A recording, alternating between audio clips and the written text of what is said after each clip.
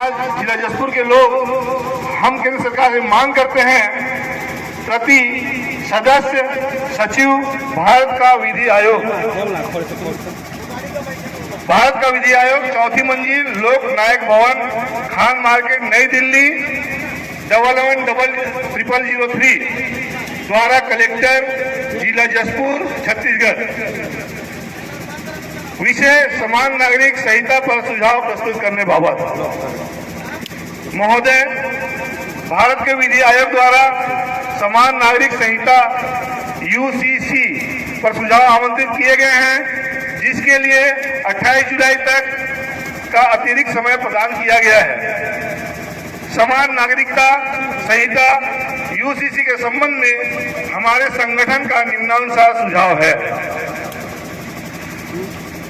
भारतीय संविधान के भाग 4 राज्य के नीति निर्देशक तत्व के अंतर्गत अनुच्छेद 44 में प्रावधानित है नागरिकों के लिए एक समान सिविल संहिता। राज्य भारत के समस्त राज्य क्षेत्र में नागरिकों के लिए एक समान सिविल संहिता प्राप्त करने का प्रयास करेगा। ब्रिटिश शासन के तहत भारत का शासन तंत्र 2 भाग में अवस्थित था, ब्रिटिश इंडिया और दूसरा इंडिया स्टेट। आजादी के बाद देश के भीतर स्थिति रियासतों का भारतीय संघ में विलय हुआ। विलय के पूर्व इन रियासतों में अलग अलग सिविल संहिता लागू थी। इसी को ध्यान में रखते हुए 1950 में लागू भारतीय संविधान में राज्य के नीति निर्देशक तत्व के अंतर्गत अनुच्छेद 44 के तहत उपरोक्तानुसार भारत के समस्त राज्य क्षेत्र में समान सिविल संहिता संबंधी प्रावधान सम्मिलित किया गया है।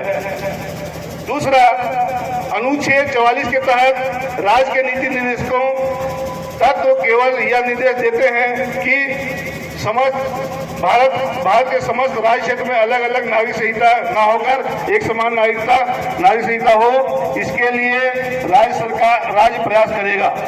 इसका आशय यह नहीं था कि अलग अलग धर्म को मानने वाले की स्वयं निजी विधि को समाप्त करके विवाह, उत्तराधिकार आदि सिस्टम का एक समान नागरिक संहिता बनाकर उसे मानने के लिए सबको बाध्य किया जाए।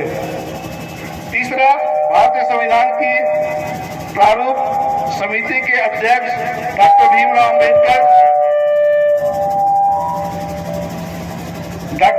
अंबेडकर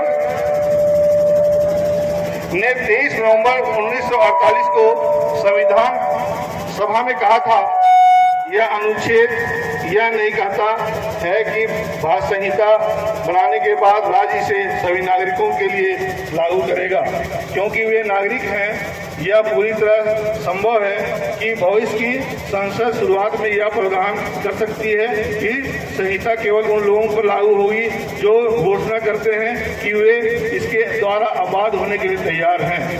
दूसरे शब्दों में प्रारंभ में संहिता की प्रयुक्ति पूरी तरह से स्वैच्छिक हो सकती है। चौथा, समान नागरिक संहिता के तहत यदि विवाह, उत्तराधिकार, दत्तक ग्रहण व भरण पोषण, अपर्याप्त व्यवस्था और सुरक्षा आदि विषयों को सम्मिलित किया जाना होता तो संविधान लागू होने के बाद गठित संसद द्वारा हिंदू विवाह अधिनियम 1955, 2 हिंदू उत्तराधिकार अधिनियम 1956, 3 हिंदू दत्तक ग्रहण व भरण पोषण अधिनियम 1956, 4 हिंदू अपर्याप्तता और सुरक्षा अधिनियम 1956 अनियमितता नहीं किया जाते। इस प्रकार विशेष विवाह अधिनियम 1954 की अधिनियमितता नहीं होता।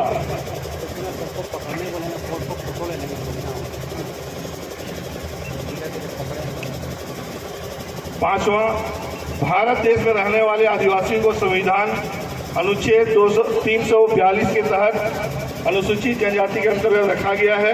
अनुसूचित जनजाति के व्यक्ति अपने प्रथागत कानून से शासित होते हैं। हिंदू विवाह अधिनियम 1955, दूसरा हिंदू उत्तराधिकार अधिनियम 1956, तीसरा हिंदू दत्तक ग्रहण व भरण पोषण अधिनियम 1956, चौथा हिंदू अपर्याप्तता व सुरक्षा अधिनियम 1956 आदि के प्रावधान अनुसूचित जनजातियों पर लागू नहीं होते हैं।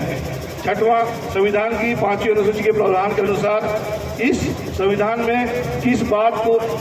किसी बात का कोई विशिष्ट अधिनियम संविधान की 5वीं अनुसूची के प्रावधान के अनुसार इस संविधान में किसी बात के होते हुए भी राज्यपाल लोक अधिसूचना द्वारा निर्देश दे सकेगा कि संसद या उस राज्य के विधानमंडल का कोई विशिष्ट अधिनियम उस राज्य के अनुसूचित क्षेत्र या उसके किसी भाग लागू नहीं होगा, अथवा राज्य के अनुसूचित क्षेत्र या उसके किसी भाग को ऐसे अपवादों और उपांतरणों के अधीन रहते हुए लागू होगा जो वह अधिसूचना में निर्देशित करे और इस उप पैरा के अधीन दिए गए निर्देश इस प्रकार दिया जा सकेगा उसका भूत लक्षी प्रभाव हो। इस प्रकार संसद या राज्य विधानमंडल द्वारा निर्मित अधिनियम 5वीं अनुसूची क्षेत्र में सीधे लागू नहीं हो सकते हैं।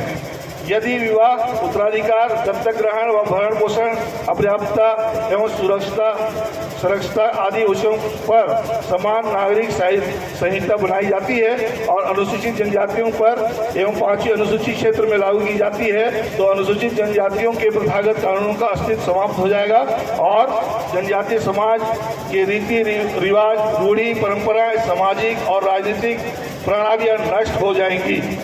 8वां, स्वयं निजी विधि या विशेष विवाह अधिनियम के वर्तमान प्रावधानों में किसी कमी के कारण यदि न्यायिक निर्णय में कोई मुश्किलात आ रही है तो उन अधिनियमों के आवश्यक संशोधन कर उस कमी को दूर किया जा सकता है।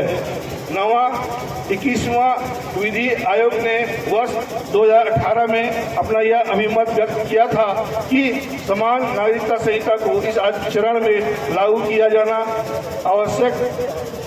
ना आवश्यक है और ना ही वांछनीय है।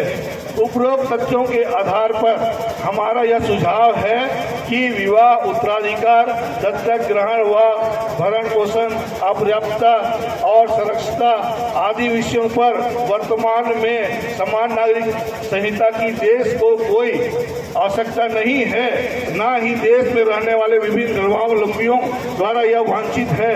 इसके अलावा यदि समान नागरिक संहिता लागू ही करना हो तो 5वीं अनुसूची क्षेत्र और अनुसूचित जनजातियों को उससे पृथक रखा जाए।